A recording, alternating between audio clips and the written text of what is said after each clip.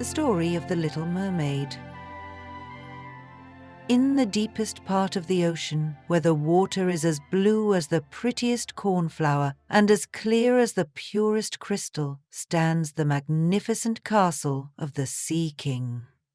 It's so deep that if you stacked many church steeples on top of each other, they still wouldn't reach from the sea floor to the water's surface. The castle's walls are built of beautiful coral, its windows made of the clearest amber, and its roof formed of seashells that open and close as water flows over them. Inside each shell rests a sparkling pearl that would make any queen's crown more beautiful. The Sea King had been a widower for many years, and his wise old mother kept house for him. She was very proud of her royal family and wore 12 oysters on her tail to show her high rank. The Sea King had 6 beautiful mermaid daughters, but the youngest was the prettiest of all. Her skin was as soft and delicate as a rose petal, her eyes as blue as the deepest sea. Like all mermaids, instead of legs, she had a graceful fish tail. Every day the 6 princesses played happily in the grand halls of the castle, or among the living flowers that grew from the walls. Large amber windows were always open, allowing fish to swim in, just like birds fly into our houses when windows are open. The friendly fish would eat from the princesses' hands and let themselves be petted. Outside the castle was a wonderful garden with bright red and deep blue flowers. The fruits shimmered like gold, and the leaves and stems swayed gently in the current. The garden floor was made of the finest blue sand, giving everything a magical blue glow. Each princess had her own little plot in the garden. The eldest made hers look like a whale, another shaped hers like a mermaid, but the youngest princess made her garden round like the sun, with flowers as red as sunset. The youngest mermaid was different from her sisters, quiet and thoughtful. While they decorated their gardens with pretty things from shipwrecks, she treasured only her red flowers and a beautiful marble statue of a handsome boy that had fallen from a ship. She planted a lovely pink weeping willow beside it, and its branches created beautiful shadows on the blue sand below. More than anything, the little mermaid loved hearing stories about the world above the sea. Her grandmother told her about ships, towns, people, and animals. The little mermaid was amazed to learn that flowers on land had fragrance, unlike sea flowers. Trees were green, and birds could sing beautiful songs. When you turn 15, her grandmother explained, you'll be allowed to swim to the surface and see this wonderful world for yourself. Since each sister was 1 year younger than the next, the youngest mermaid had to wait 5 long years for her turn.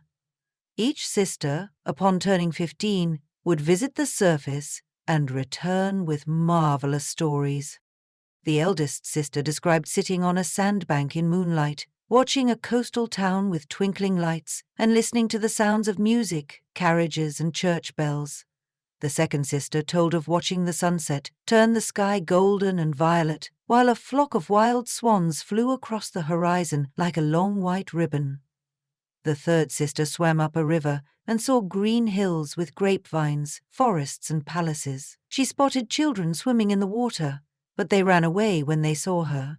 The fourth sister stayed in the middle of the ocean, describing how she could see for many miles and how the sky looked like a glass bell above her. The fifth sister visited during winter and saw icebergs glittering like pearls. When she sat on one, ships stayed far away from her, scared of the ice. As night fell, a storm came with thunder and lightning, but she enjoyed watching the excitement from her iceberg. The patient little mermaid listened to all these wonderful tales, looking up through the water at night, imagining the stars and moon that her sisters described. Finally, her 15th birthday arrived. Her grandmother placed a wreath of white lilies in her hair, with each petal being half a pearl.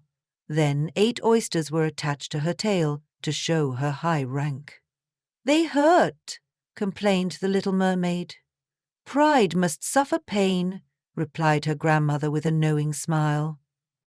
That evening the little mermaid rose to the surface just as the sun was setting. She saw a three-masted ship with one sail set, floating on the calm sea. On board, people were celebrating a prince's 16th birthday with music, dancing, and beautiful lanterns. The little mermaid swam close to the cabin windows and peeked inside. There stood the handsome young prince with large dark eyes. As night fell, colorful fireworks burst in the sky, reflecting in the calm water. The little mermaid had never seen anything so beautiful. But suddenly, dark clouds gathered and a terrible storm arose. The waves grew mountain high, the ship groaned, and planks broke under the force of the sea. The mainmast snapped, and the ship turned on its side as water rushed in. The little mermaid saw the prince fall unconscious into the stormy sea.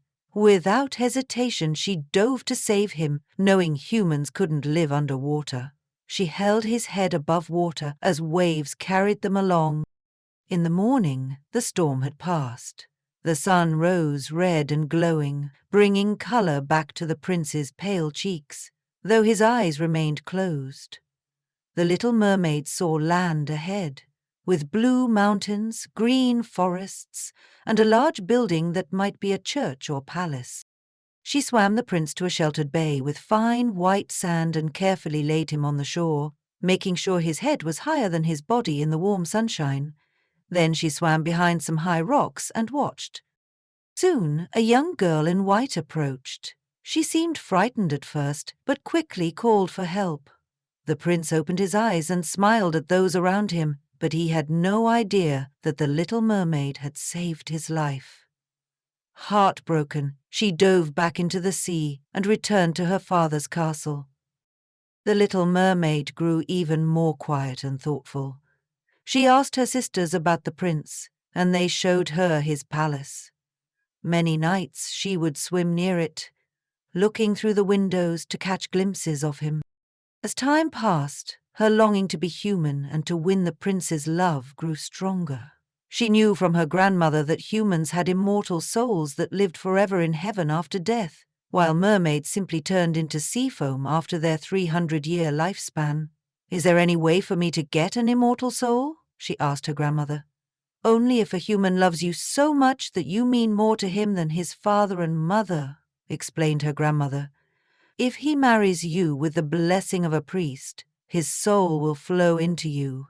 But this can never happen because your fishtail, which we find beautiful, is considered ugly on land."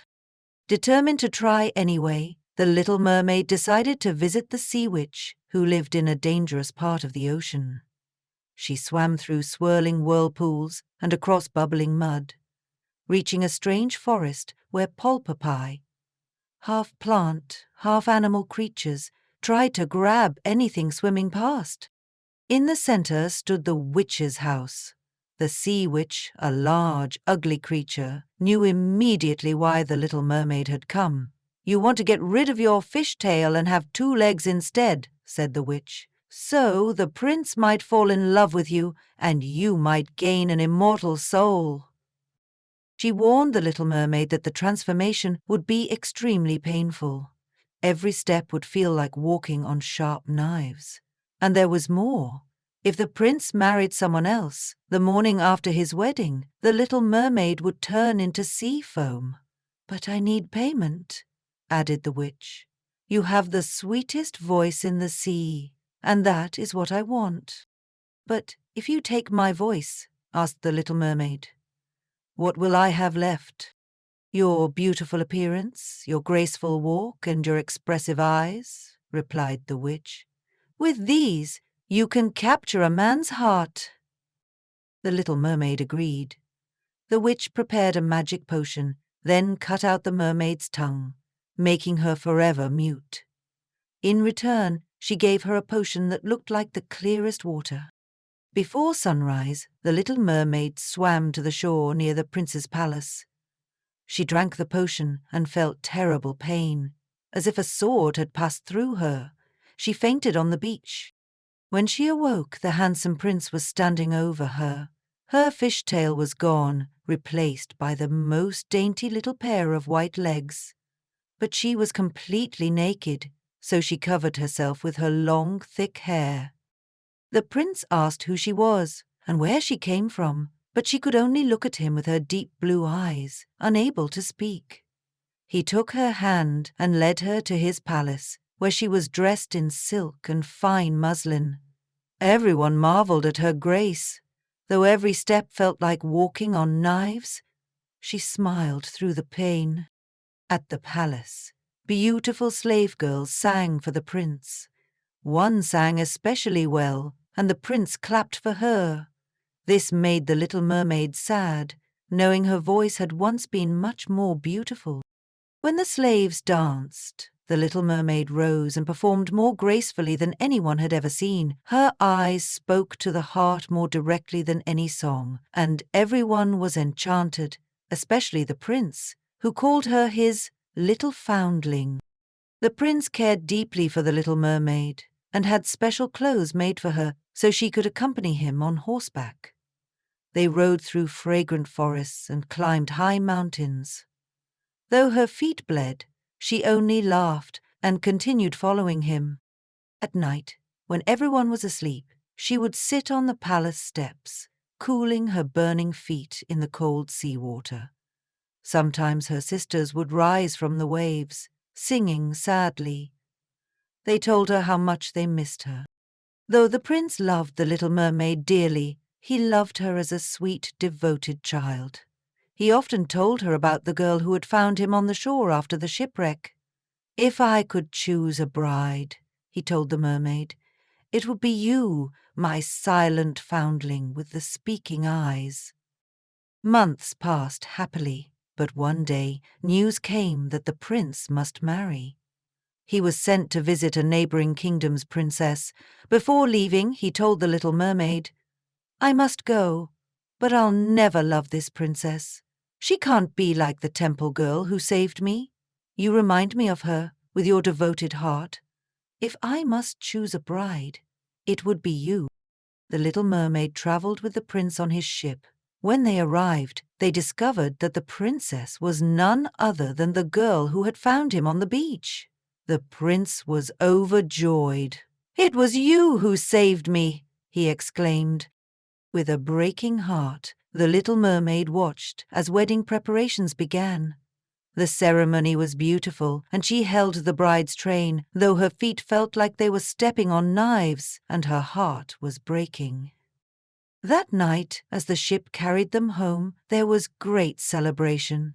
The little mermaid danced more beautifully than ever, though each step was agony, knowing this would be her last night alive. As everyone slept, she stood at the ship's edge, watching for the first light of dawn that would turn her into sea foam. Suddenly, her sisters appeared beside the ship. Their beautiful long hair had been cut off. "We've given our hair to the sea witch in exchange for this knife," they explained. "Before sunrise, you must plunge it into the prince's heart. When his warm blood touches your feet, they will become a fishtail again, and you can return to the sea for your full 300 years of life." The little mermaid took the knife with trembling hand. She entered the tent where the prince and his bride slept peacefully. For a moment she stood looking at the prince's handsome face. She bent down and kissed his forehead, looked at his happy bride, then at the red sky, where the sun was beginning to rise. She looked once more at the prince, then threw the knife into the waves. As the first sunbeam struck the water, she cast herself into the sea, feeling her body dissolving. But instead of becoming sea foam, she felt herself rising through the water. Around her floated beautiful transparent beings, whose voices were like heavenly music. "Where am I?" asked the little mermaid, surprised that she could speak. "Among the daughters of the air," they answered kindly. "We, like you, don't have immortal souls, but through good deeds for 300 years we can earn one. Because you chose love over your own life, you can join us." The little mermaid looked back at the ship one last time. Invisible to human eyes, she kissed the prince's cheek and the bride's forehead. Then she rose with the daughters of the air toward the rosy clouds, beginning her journey toward earning an immortal soul through kindness and good deeds. "Better 300 years," whispered one of her new companions. "We rise to heaven, and whenever we find a good child who makes their parents happy, a year is taken off our waiting time. But when we see a naughty child, we cry tears of sadness, and each tear adds a day to our wait. And so, dear children, remember that your good deeds can help unseen friends earn their way to heaven." Thank you for listening, and I hoped you liked this story. If you enjoyed it, please take a moment to like this video and subscribe to my channel. I have plenty more fairy tales for you.